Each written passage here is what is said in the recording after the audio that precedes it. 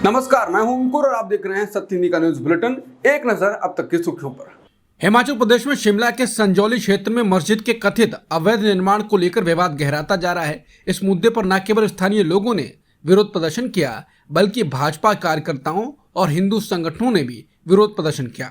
इस विरोध प्रदर्शन का एक video fact checker Mohammed Zubair ने ट्वीट किया है। वीडियो को लेकर उन्होंने कहा है, ये बीजेपी कार्यकर्ता हिंदू संगठन मुस्लिम विरोधी नारे लगा रहे हैं। दरअसल नारे मुसलमानों को लेकर अपशब्द हैं, नारे हैं मूल्य कटुए नहीं चलेंगे। मोहम्मद जुबैर ने एनआई की चीफ स्मिता प्रकाश से सवाल पूछा है कि जब आपकी समाचार एजेंसी ने जब प्रोटेस्ट कवर किया है तो मुस्लिम विरोधी नारे भी मेंशन क्यों नहीं किए, उन नारों का जिक्र करें।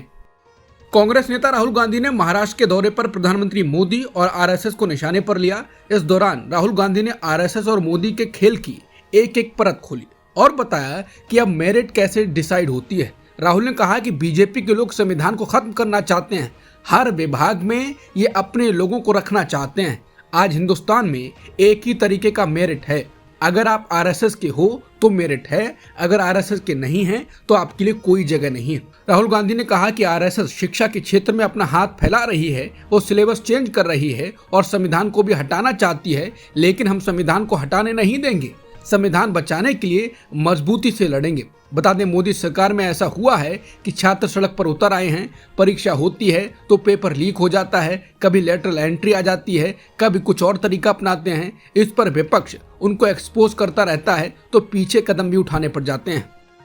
राहुल गांधी ने सिंधुदुर्ग में छत्रपति शिवाजी महाराज के स्टैच्यू का मुद्दा उठाते हुए कहा कि नरेंद्र मोदी ने शिवाजी महाराज का अपमान किया है। राहुल ने कहा कि यहाँ कुछ दिन पहले छत्रपति शिवाजी महाराज की मूर्ति टूट गई, इसके बाद नरेंद्र मोदी जी ने कहा मैं शिवाजी महाराज से माफी मांगता हूँ। राहुल ने बताया कि मोदी ने किस कारण से माफी मांगी। राहुल ने कहा कि माफी मांगने के अलग अलग कारण हो सकते हैं। सबसे पहले है कि इस मूर्ति का कॉन्ट्रैक्ट आरएसएस के किसी व्यक्ति को दिया गया हो, शायद प्रधानमंत्री कह रहे हो कि मुझे इसका कॉन्ट्रैक्ट मेरिट पर देना चाहिए था, मूर्ति के बनने में भ्रष्टाचार हुआ हो, शायद प्रधानमंत्री इसके लिए माफी मांग रहे हो। आपने छत्रपति शिवाजी महाराज की मूर्ति बनाई लेकिन यह ध्यान नहीं दिया कि वो खड़ी रहे। राहुल ने कहा कि नरेंद्र मोदी ने शिवाजी महाराज का अपमान किया है, उन्हें सिर्फ शिवाजी महाराज से नहीं, महाराष्ट्र के हर व्यक्ति से माफी मांगनी चाहिए। महाराष्ट्र में राहुल गांधी ने कहा कि महाराष्ट्र कांग्रेस की विचारधारा की भूमि है, यहाँ पर कांग्रेस की विचारधारा घुसी हुई है। उन्होंने कहा कि कांग्रेस अध्यक्ष मल्लिकार्जुन खड़गे जब अपने कर्नाटक जाते हैं तो उनके चेहरे पर मुस्कान रहती है, इसी तरह से जब महाराष्ट्र आते हैं तो भी खुश रहते हैं। राहुल गांधी ने कहा कि इसी तरह की फीलिंग उनको भी है।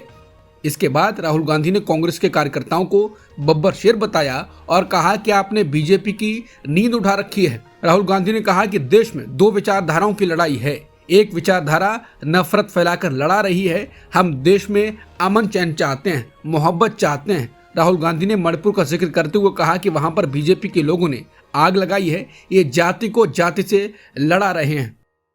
शिवसेना यूबीटी प्रमुख उद्धव ठाकरे गुरुवार को महाराष्ट्र के सांगली जिले में कांग्रेस नेता राहुल गांधी द्वारा संबोधित सार्वजनिक बैठक में शामिल नहीं हुए। लोकसभा में विपक्ष के नेता महाराष्ट्र के एक दिवसीय दौरे पर हैं। खबरों के मुताबिक ठाकरे इस बात पर जोर दे रहे हैं कि विधानसभा चुनाव से पहले एमवीए के मुख्यमंत्री पद के उम्मीदवार की घोषणा की जाए, लेकिन शरद पवार और कांग्रेस उनके साथ एकमत नहीं है, जिसे इस कार्यक्रम में शामिल न होने का एक बड़ा कारण माना जा सकता है। वहीं इस कार्यक्रम में राष्ट्रवादी कांग्रेस पार्टी एसपी प्रमुख शरद पवार, प्रदेश इकाई प्रमुख जयंत पाटिल, राज्य के वरिष्ठ कांग्रेस नेता मौजूद रहे। चुनाव से पहले मुख्यमंत्री चेहरे की मांग करने वाला शिवसेना यूबीटी अब कुछ और कह रहा है।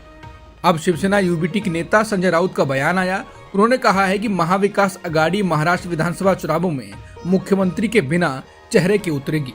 उन्होंने कहा कि राज्य में एमवीए बहुमत हासिल करेगी और जीतने के बाद मुख्यमंत्री पद पर फैसला किया जाएगा।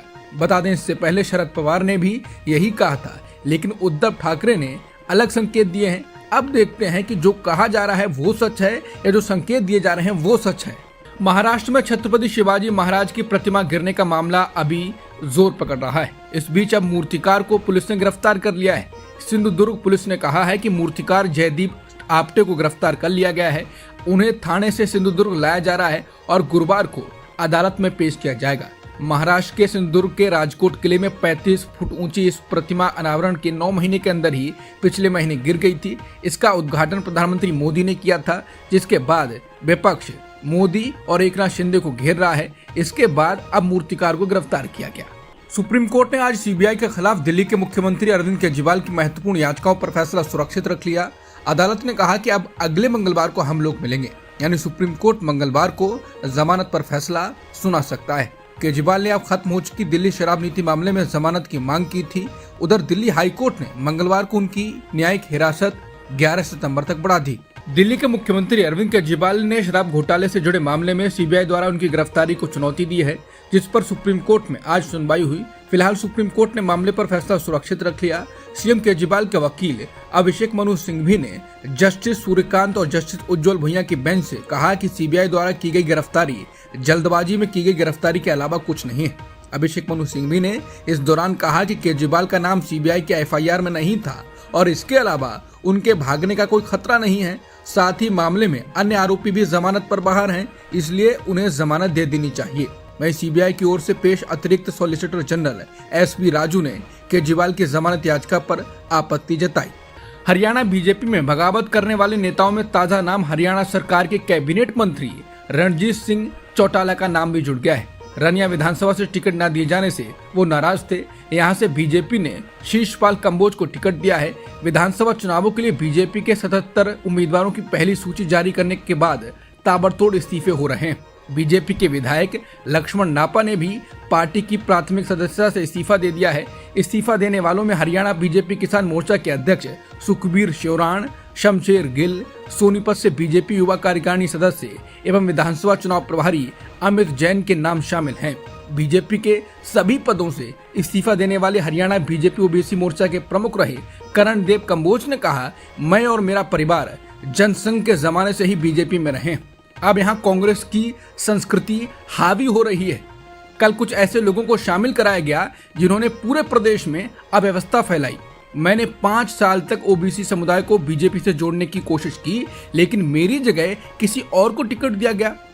ये बाकी पार्टी वर्करों के साथ धोखा है। हम इसका विरोध करेंगे। कांग्रेस यहाँ सरकार बनाएगी और बीजेपी का सपना ही रहेगा। हरियाणा विधानसभा चुनाव में अब पहलवान और बीजेपी नेता योगेश्वर दत्त भी पार्टी से नाराज हो गए।